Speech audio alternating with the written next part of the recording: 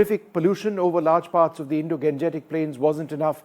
It was the emergence of an ash cloud, which resulted in ash coming in all across the North Arabian Sea, from Ethiopia, where there was a volcanic eruption, across the Indian subcontinent, which really was a cause of concern for flights and the possibility of even greater air pollution. We'll be joined by the Director General of the Indian Met Department in just a moment from now. But this satellite imagery actually shows you the areas where it passed through. All of these pink-orange sort of streaks that you see over here is actually smoke. It's smoke which adds on to the pollution which is already there, but at a lower altitude. This was actually fairly high at an altitude of 25 to 45,000 feet.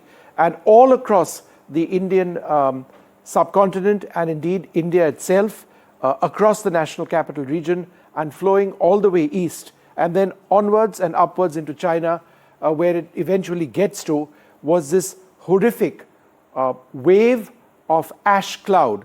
Now, again, fortunately, the long-term impact of this may not be very great. We'll explain that to you in a moment. Let's go to the next image, because the big concern was on flight operations. And as a result of this, 19 international flights have been impacted, 7 international flights have been cancelled, 12 international flights were delayed. This is what it was on flight radar earlier on. These were the areas which were directly being impacted. This is Delhi over here. This is one of the heaviest and most congested airspaces anywhere in the world. And flights were operating. When I checked on this last night on flight radar, they were operating mostly under 35,000 feet to keep them safe off this ash cloud.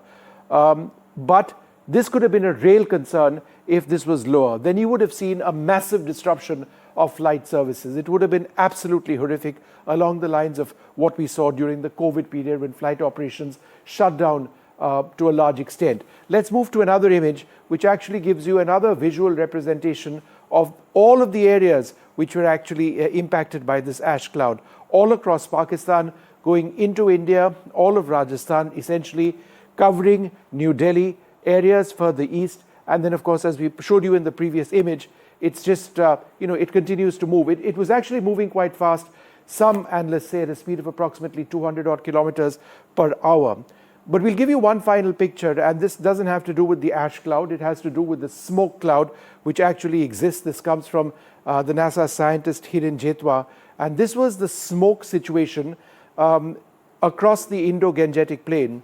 All of this is the horrific air pollution that impacts us and plagues us at this stage. Now, what we saw in terms of the ash cloud was pollution at a higher altitude. This is at a lower altitude. This is what results in the PM 2.5 count being absolutely abysmal. But joining us now to give us a sense of the ash cloud and what we can potentially sort of have a look at in terms of the overall situation, Dr. Mrityunjay Mohapatra, DG of the Met India Department. Thank you, sir, very much for being with us. Dr. Mohapatra, firstly, is there potentially any long-term fallout of this ash cloud on India? Yeah, as you told correctly, these ash clouds over the Indian region entered yesterday evening from Gujarat and Rajasthan, and by midnight it reached northeast India near about Delhi, and then it is moving towards east northeast direction towards China across eastern India and northeastern states. And the speed of movement of these ash clouds are about 150 kilometers per hour. So therefore, it is moving very fast, and hence the duration for which it is prevailing over Indian region is quite less. By evening today, say around 7:30 or 8, entire Indian region will be free, and this cloud mass will be moving towards the China. So therefore, whatever impact we have, that impact will be restricted only up to today directly. And that impact again is restricted towards the aircraft operation between say 8 kilometer to 5 kilometer or 25,000 feet to 45,000 feet height. So, Patra, let me ask you this, sir.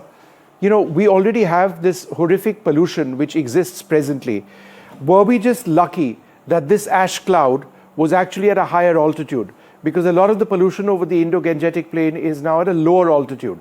partly because of thermal inversion, other factors as well. If these two had come together, would it have been a very dangerous situation? Was that a worry for you? Yes, yes, you are correct. We are lucky that it is prevailing in a very high altitude, that is from 25,000 feet to 45,000 feet, and it is not subsided because of the fact that the wind speed is quite high. So it is driving all these ash clouds away from Indian region very fast. The second point is that there is no weather system at present. There is no rainfall occurring in northern parts of the country, including northern India or northeastern states or the eastern India. So that is a good news. Had there been some western disturbance or some kind of low pressure systems in these regions, then perhaps there could have been rain, and associated with these ash clouds there could have been some other adverse impacts, and there could have been mixing with the lower levels. So that is but Dr. not Mohapatra, happening. just so that I understand good, or it, you can say you mentioned two important points. sense. If there was rain which took place, then there could have been a mixing of that ash cloud which could have resulted in essentially chemical rain or something which is adverse. And secondly, even if there wasn't rain, if the pollution level which presently exists interspersed or mixed with the ash cloud coming in, then air pollution levels, which are horrific as you know, would have been much higher. Am I correct, sir? Yeah, much higher, but that depends on the type of rain also. If it would have been very light rain, then it could be much higher. If there will be, say, for example, a shower, then again it will wash away from the atmosphere, it will go to the soil. So therefore, usually in the winter months, we do not get very high density rainfall. We get light rainfall. Therefore, had there been any rainfall, it could have increased. And what about the intermingling of the plume from the volcano with the existing air pollution that we see? Could that have taken air pollution levels to a very high level, even higher? No, since these two are disjoint, there is no connectivity between the lower level air pollution or air quality, whatever we have, and this upper level, which is prevailing at a height of 8 to 15 kilometers. So therefore, we are not expecting that it will have impact on the lower level air quality. Further, I want to say that there is no process of subsidence. If there have been any high level subsidence of air from upper atmosphere to the lower atmosphere, then it would have led to the intermixing and hence the increase in atmosphere. That is not expected. So therefore, there will be no impact on air quality, and also there is no impact on weather. Well, we are lucky for that. Small mercies, sir.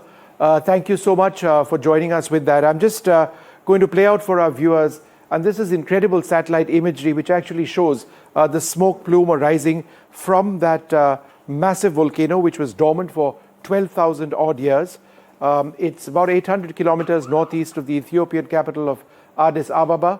And then all across the northern Arabian Sea, we had this gigantic plume of smoke which entered the Indian subcontinent and fortunately is slowly being dispersed.